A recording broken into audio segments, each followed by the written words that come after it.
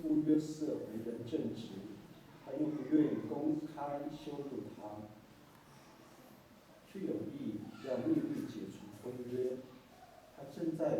考虑这事，有个天使在梦中向他显现，说：“大卫的后代约瑟，不要怕，尽管娶玛利亚做妻子，因为她怀了孕是由圣灵来的。她将要生一个儿子，你要给他取名叫耶稣，因为他将拯救他的子民，脱离他们的罪。”这时候，我们邀请我们诗班唱诗来赞美上帝，衷心赞美。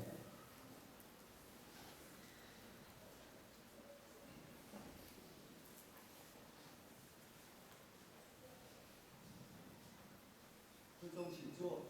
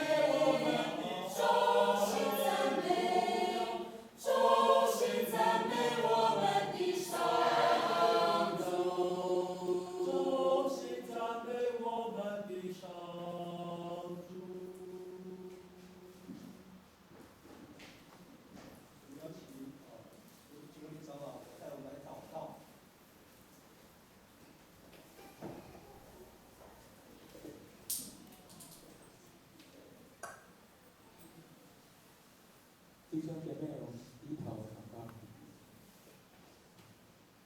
亲爱的阿爸天父，今夜是属于你的夜晚，我们在此聚集，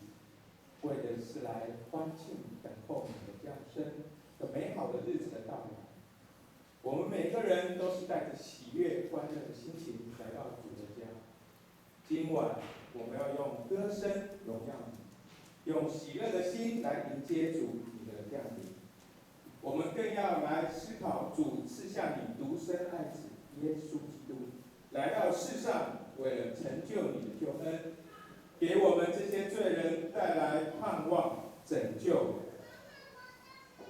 我们出黑暗入光明，成为我们的道路、真理以及永生的生命。谢谢主，我们要紧紧地抓住主你的应许，努力地奔跑在主的光明之路。恳求主让我们不沉浸在属世的享乐之中，时时警醒在灵命上的成长，以及与主有更美好的连结。恳请主让我们的樟树教会不断的往复兴的道路上前进，直到主你再来之日。最后，我们用主教导我们的主导文，我们这么说：我们在天上的父，愿人都尊你的名为圣，愿你的